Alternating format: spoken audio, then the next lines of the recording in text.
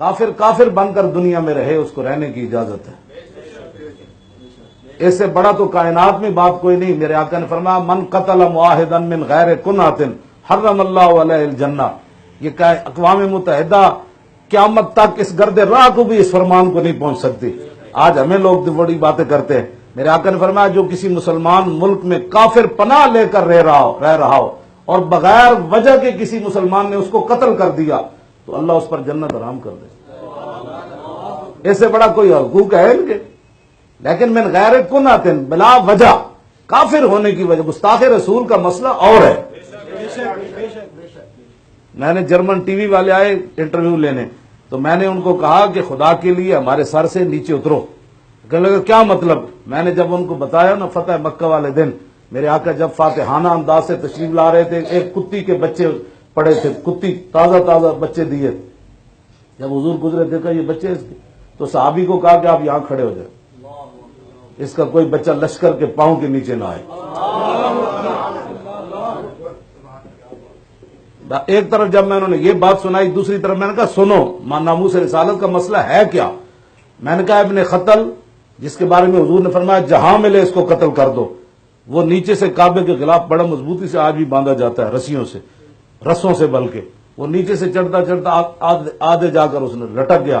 صحابہ نے کہا جی وہ تو کعبے وہ متعلق باستار الکعبۃ، وہ تو کعبے کے غلاف سے لپٹا ہوا ہے، ایک طرف کعبے کی دیوار ہے، دوسری طرف کعبے کا غلاف ہے، اب فرمائیں کیا کرنا ہے؟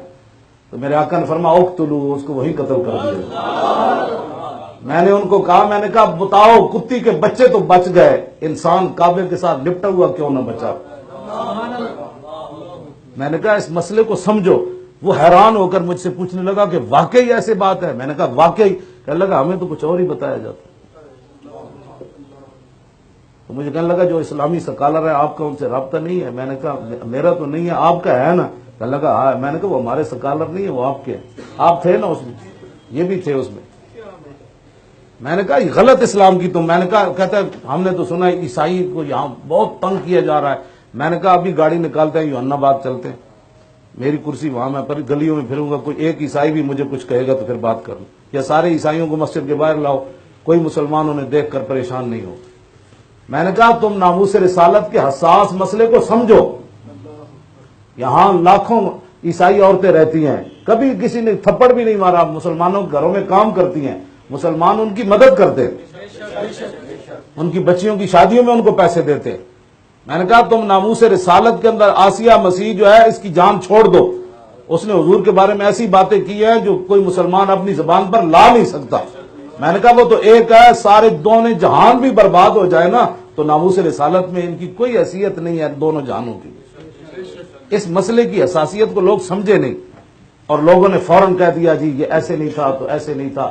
وہ میں ذمی سے بات آگے چلائی، وہ ذمی کافر جو تھا مسلمانوں کے ملک میں عیسائی رہے لاکھ بار رہے، ہندو رہے لاکھ بار رہے، ہمیں تو کوئی غرض نہیں اس سے، یہودی رہے بدھ مت رہے، لیکن حضور کے بارے میں بات کر کے کوئی زندہ نہیں رہ سکتا۔ یہ مسئلہ ہے اور یہ میرا مسئلہ نہیں ہے، تو یہ مسئلہ ہے، اس کو سمجھنے کی ضرورت ہے۔ ہمیں کوئی گالی دے لاکھ بار دے، ہمارے باپ کو کوئی گالی دے لاکھ بار دے، لیکن حضور کے بارے میں تو سانس لینے کا بھی مسئلہ ہے۔ میدان حدیبیہ میں ایسے عروہ بن مسعود نے حضور کی مبارک داڑھی کی طرف ہاتھ کیے ایسے، اور بطور خوشامد کیے، دنیا میں بھی ہے داڑھی لوگ ہاتھ لا دیں گل مک جاندی، ایسے اس نے کہا کہ جانے دیجی صلح کر لے، ایسے کہا تو پیچھے بھتیجے کھڑے تھے مغیرہ بن شعبہ، ابھی چچا نے اسلام قبول نہیں کیا، تو بغیر حضور سے پوچھے چاچے کے ہاتھ پر تلوار کا دستہ مار دیا، اخر یدکان لحیت رسول اللہ واللہ تصل الیک، فرمایا چاچے اگرچہ تو خوشامد کر رہا ہے لیکن یہ انداز ہمیں بے ادبی کا نظر آ رہا ہے، اگر دوبارہ ایسے ہاتھ کیا تو میں کاٹ کے رکھ دوں گا، پیچھے کرا۔ صحابہ تو ایسی بھی برداشت نہ کر سکتے۔